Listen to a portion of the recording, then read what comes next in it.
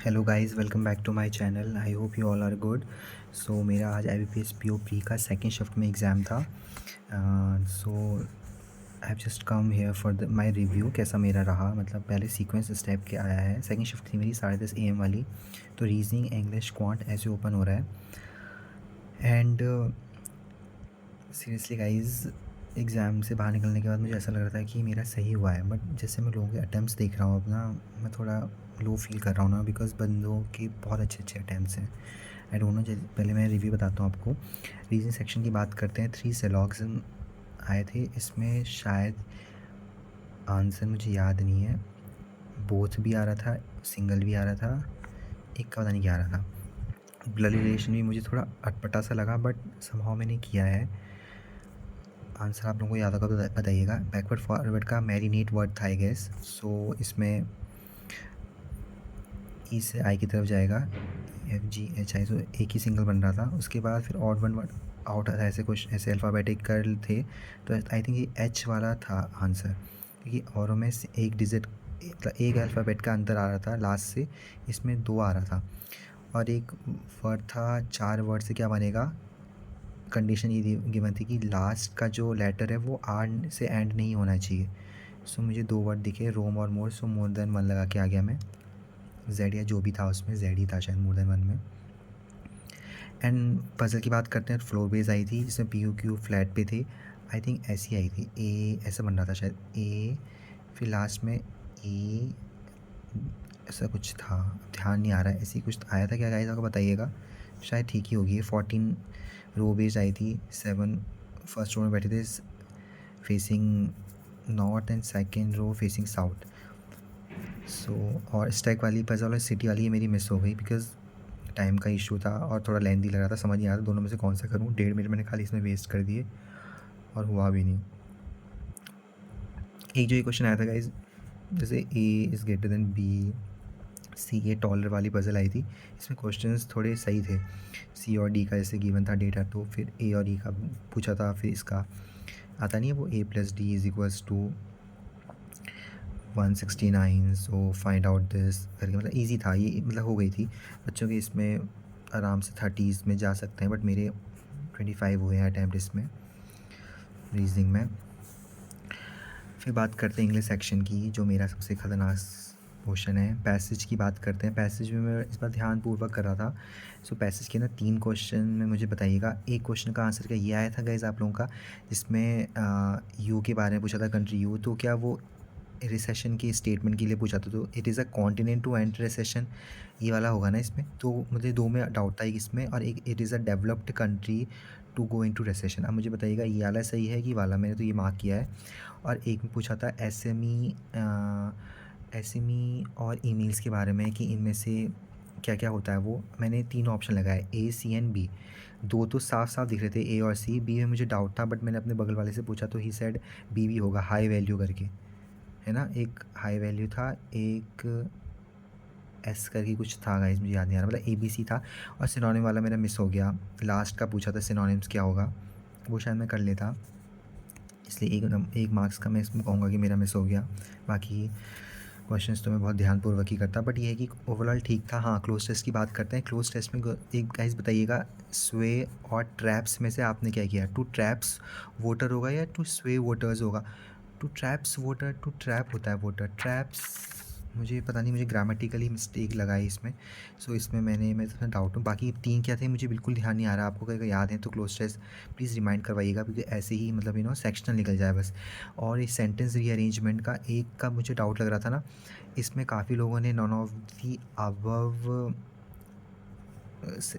Arrangement कर रखा है, और काफ़ी लोगों ने ये अलग कर रखा है। मैंने भी ये किया है लास्ट में, कि इफ़ एम्प्लॉयज़ करके जो स्टेटमेंट स्टार्ट हुई थी, इसमें मेरा बहुत टाइम वेस्ट हुआ है।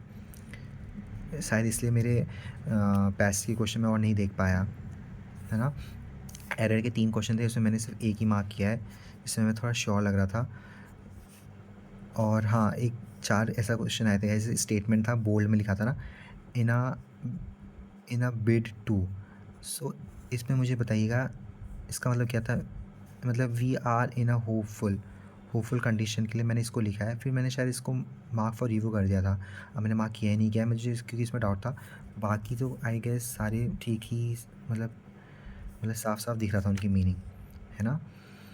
हाँ, बाकी यही आया था, पैसेज आया था, क्लोज़ आया था, सेंटेंस रीअरेंजमेंट के क्वेश्चन थे, और ये रॉन्गली स्पेल्ड इस बार काफ़ी ईज़ी थे गाइस, इसलिए मैंने ना मार्क भी नहीं किया। मतलब बहुत ईज़ी थे, मतलब इंग्रीडिएंट्स की स्पेलिंग गलत लिखी थी, कंस्ट्रक्शन रिस्ट्रक्शन की स्पेलिंग गलत थी, मतलब बहुत ही, मतलब साफ-साफ दिख रहा था आपको कि स्पेलिंग मिस्टेक है, तो वो हो जा रहा था। और एक में फ्लोर की स्पेलिंग गलत थी, ठीक है? FLOOR फ्लोर होता है, तो उसमें आटा वाला फ्लोर दिया हुआ था, है ना? सो आप बताइएगा आपकी अटेम्प्ट क्या रही? मेरी इंग्लिश में 22 ही हैं।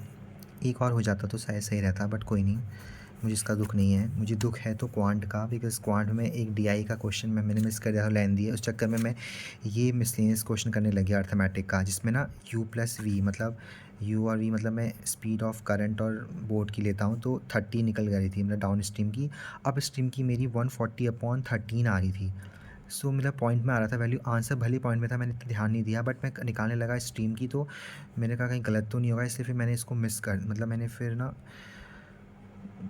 मैंने इसको स्किप कर दिया। इस वजह से मेरा DI का, इसके मेरा टाइम अप हो गया, इस वजह से मेरा पूरा 1-1.5 मिनट बचा था, उस चक्कर में मेरा DI का क्वेश्चन एक मिस हो गया, जो बार ग्राफ वाला था। और बार ग्राफ में स्टूपिड की तरह टेबल पूरी फॉर्मेट बनाने में था,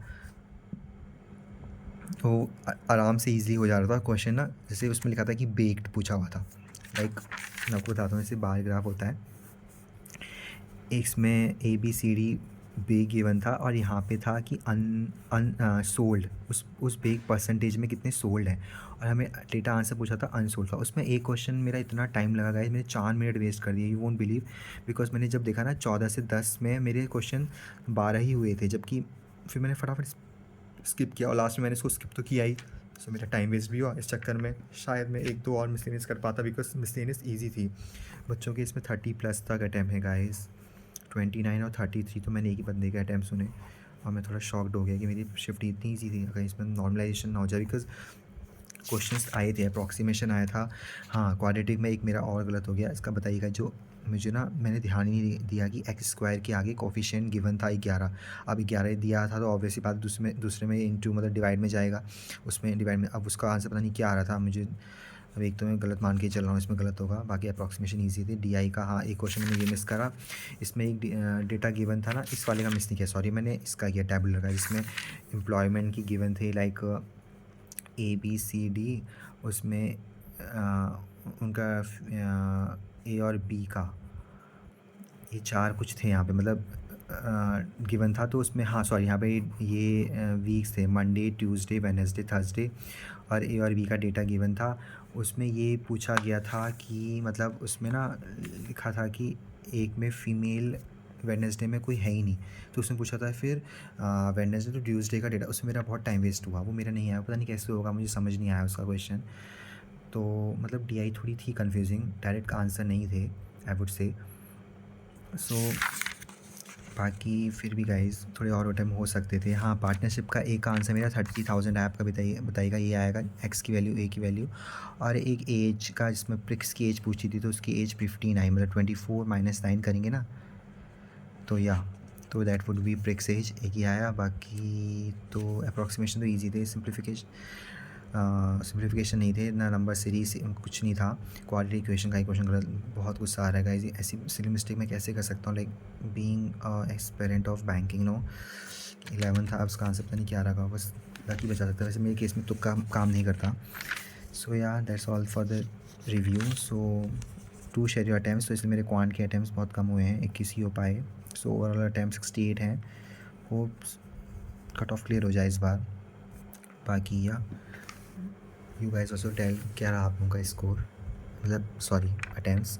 and if you like my video, do like, share and subscribes my channel. And एक मैंने इसमें एक अभी रिसेंटली एक शॉर्ट्स डाला है, so which is very interesting, do watch that, जिसमें मैंने दिखा रखा है कि सब रिज़ल्ट ही देखते हैं, कोई आपकी मेहनत नहीं देखता। एंड फिर मैंने दिखा रखा है कि हमारे एफ़र्ट्स क्या होते हैं।